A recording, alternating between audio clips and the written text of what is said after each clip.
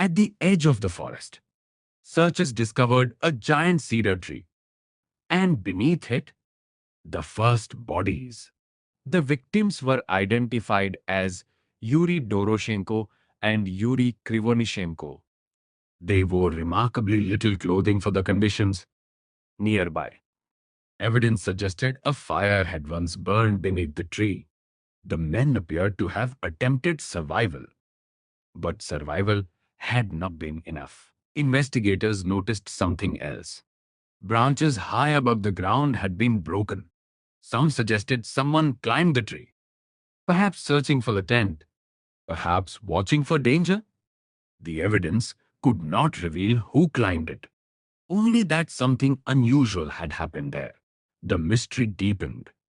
Between the cedar tree and the tent, searchers found three more bodies. First came Igor Dyatlov, then Zinaida Kolmogorova, then Rustam Slobodin. Each appeared positioned as though moving back toward the campsite, toward safety, toward the tent they had abandoned. One interpretation seemed obvious. After reaching the forest, some members may have attempted to return to retrieve clothing, supplies, shelter. But the mountain gave them no second chance. Exhaustion, hypothermia, darkness. Any combination could have been fatal. Yet investigators still faced a major problem. Only 5 of the 9 hikers had been found. 4 members remained unaccounted for. Lyudmila Dubinina, Alexander Kolevatov, Nikolai Thibault-Brignol, and Semyon Zolotaryov. Searchers combed the mountains. Weeks passed, then months. Snow continued to fall. The mountain kept its secret. But when the remaining 4 were finally discovered, the case would take an even darker turn. Spring arrived slowly in the northern Urals. The deep winter snow that had concealed the mountain for months began to retreat. Search teams returned again and again, looking for any trace of the 4 missing hikers. Somewhere beneath the snow, the final answers were waiting.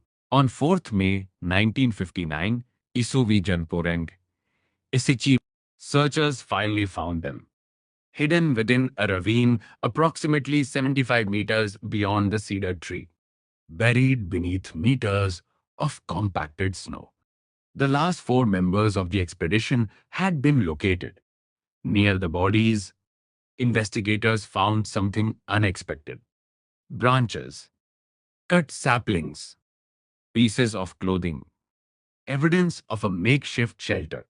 Unlike the exposed mountainside, this location offered protection from the wind. It suggested planning, adaptation, survival efforts. The first 5 hikers had largely shown signs consistent with exposure to extreme cold. But the final 4 told a different story. Their injuries shocked investigators and would fuel decades of speculation. Nikolai Thibault-Brignol suffered a major skull fracture. The injury was severe.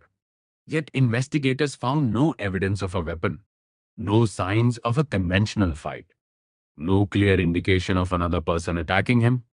The question remained, what generated such force? Semyon Zolotaryov suffered multiple rib fractures. Not small fractures, major injuries, the kind associated with powerful force. Yet again, investigators found surprisingly limited external damage. This detail would become one of the most debated aspects of the case. Lyudmila Dubinina suffered some of the most serious injuries of all. Multiple fractured ribs, severe chest trauma. Investigators compared the force involved to that of a major vehicle collision. Yet no vehicle existed in this wilderness. No road, no machinery, only snow, rock, and gravity. Then there was the detail that would become famous worldwide. Lyudmila Dubinina's tongue was missing. Over the years, this fact generated countless supernatural theories. But the actual evidence is less mysterious. Her body spent months beneath snow and flowing water within the ravine. Soft tissues are often among the first areas affected by natural decomposition and scavenging. Investigators documented the condition, but found no evidence that it had been surgically removed. Similar claims emerged regarding missing eyes and facial tissue. These details are often presented as evidence of something sinister. Yet, forensic experts point out that exposed soft tissues frequently deteriorate first during decomposition, especially in environments involving water, ice, animals, and months of exposure. The injuries were real. The explanations are often exaggerated. If another group attacked the hikers, what evidence should investigators expect? Additional footprints, signs of prolonged struggle, weapon injuries, clear defensive wounds. Yet, investigators found little that strongly supported such a scenario. The available evidence pointed elsewhere. If another group attacked the hikers, what evidence should investigators expect? Additional footprints, signs of prolonged struggle, weapon injuries, clear defensive wounds. Yet, investigators found little that strongly supported such a scenario. The available evidence pointed elsewhere. During the investigation, reports surfaced describing unusual orange lights in the sky around the same period. Some witnesses claimed to have seen glowing objects. Others reported nothing unusual at all. The observations remain difficult to verify, and no direct connection to the hikers has ever been established. By the summer of 1959, investigators had completed their autopsies. The findings were complex. Some hikers appeared to have died primarily from hypothermia. Others suffered major traumatic injuries. The challenge was understanding how these pieces fit together. One explanation needed to account for all of it. By now, investigators faced an impossible puzzle. Why leave the tent? Why without adequate clothing? Why move toward the forest? Why did some appear to attempt a return? And what caused the severe injuries suffered by the final four? Every answer seemed to create new questions. Eventually, Soviet investigators reached a conclusion. The hikers had died as a result of a compelling natural force. The phrase explained everything and nothing. No avalanche was officially identified. No attacker named. No definitive sequence reconstructed. The case was closed. But the mystery was not. For years, the story remained largely unknown outside the Soviet Union. Then researchers, journalists, historians, and eventually the internet rediscovered the case. Every unexplained detail became fuel for new theories, some plausible, some extraordinary, and some completely unsupported by evidence. The next challenge is separating them. The Dyatlov Pass incident contains all the ingredients of a lasting mystery. A remote location, missing people, strange injuries, incomplete evidence, government secrecy, and one critical fact: there were no survivors. Nobody lived to explain what happened inside that tent. And when witnesses disappear, theories rush in to fill the silence. Before evaluating any theory, we need rules. Any explanation must account for five major facts. First, the hikers left the tent unexpectedly. Second, many left without proper winter clothing. Third, They traveled toward the forest. Fourth, some appear to have attempted survival. And fifth, several suffered severe injuries.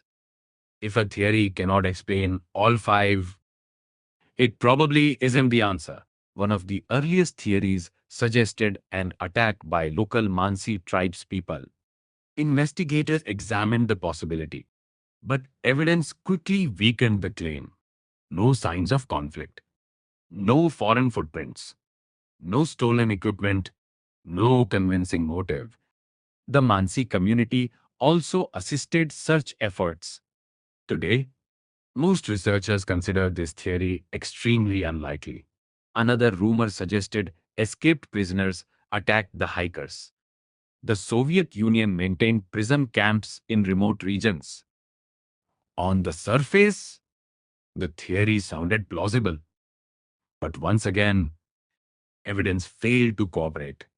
No signs of robbery, no weapon injuries, no documented prisoner activity in the area.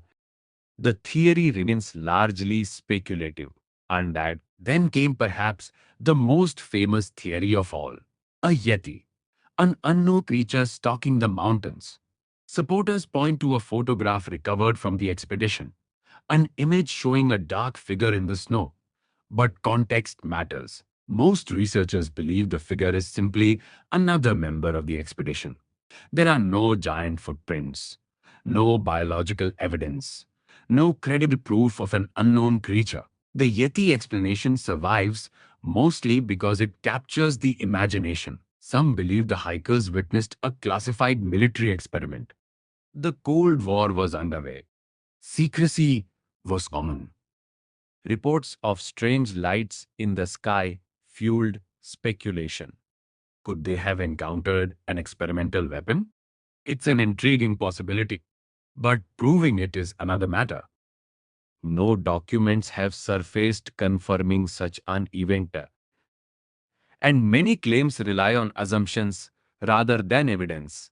One military related theory receives more attention than most: parachute mines, air dropped explosives designed to detonate above the ground.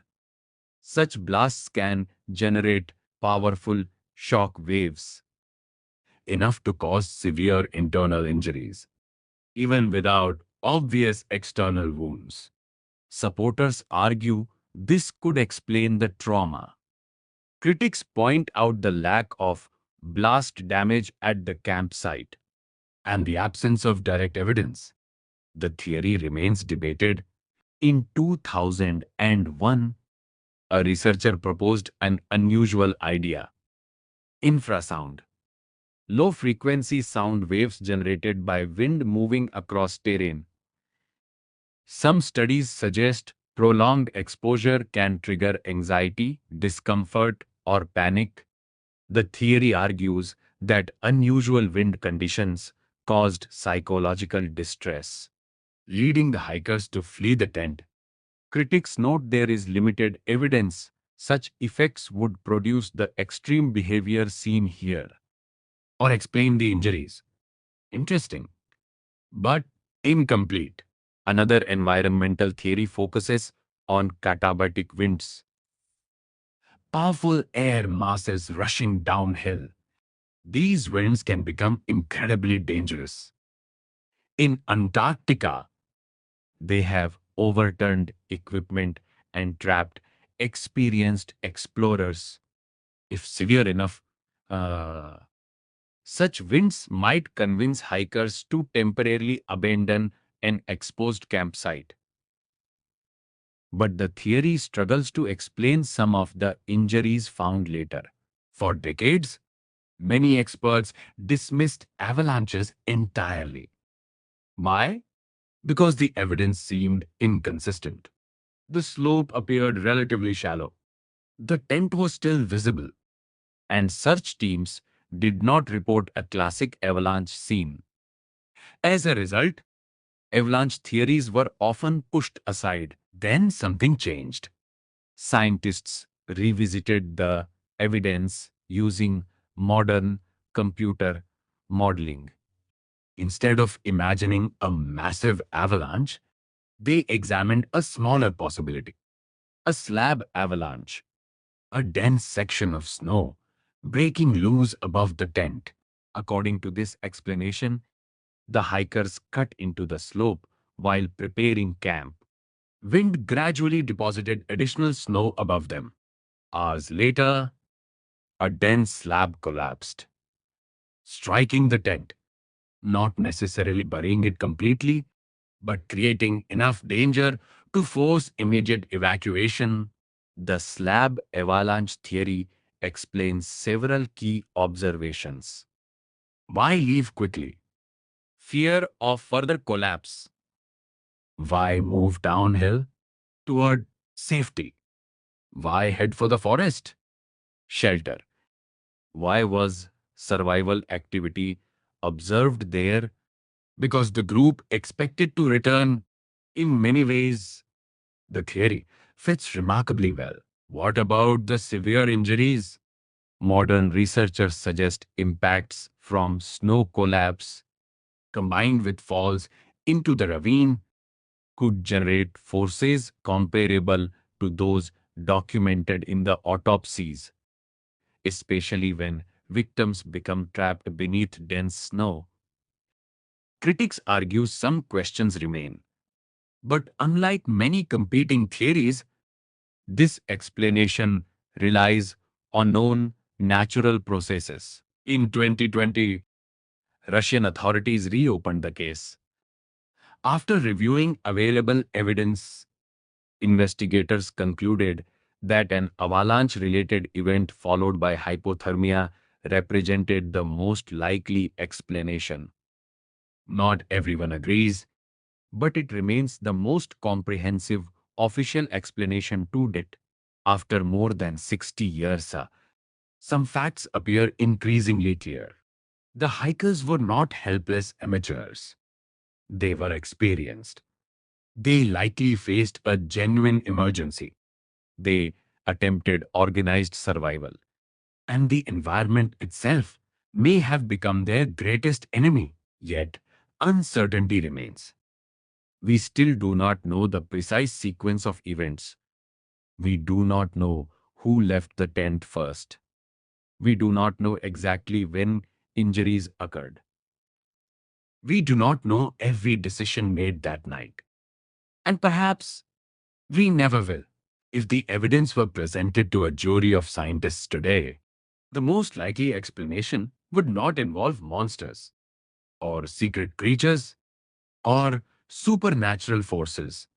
It would likely involve a chain of natural events: snow, so wind, darkness, terrain, injury, and human beings trying desperately to survive. But likely is not the same as certain, and certainty is something Dyatlov Pass has never offered. The case was closed. The files were archived. Investigators moved on. The mountain returned to silence. But for the families, nothing was over. Parents still waited for answers. Brothers and sisters still asked questions. And a mystery written in official documents became something much more painful. A personal loss. One member of the expedition survived, not because he escaped the tragedy, but because he never reached it. Yuri Yudin, the 10th member, the young man forced to turn back because of illness. For decades, he carried a burden few people can imagine. He had shaken their hands, said goodbye, watched them disappear into the snow, and then spent the rest of his life wondering what happened next. Over the decades, journalists arrived, historians arrived, researchers arrived, everyone hoping to solve the puzzle. Some believed they had found the answer, others rejected it. New theories appeared, then new theories about those theories. The mystery became larger than the investigation itself. The place where the tragedy occurred eventually received a new name: Dyatlov Pass. a memorial to the expedition leader, a reminder that these were not characters in a legend. They were real people with names, dreams, and futures that never arrived. Today, visitors still travel to the region. Some come seeking answers, others come to pay their respects. Memorials stand as quiet reminders of the 9 hikers who never returned. The mountain remains, the mystery remains, and so does the memory. History rarely provides perfect answers. Sometimes it offers only probabilities. Today, many researchers believe a combination of environmental factors triggered the disaster.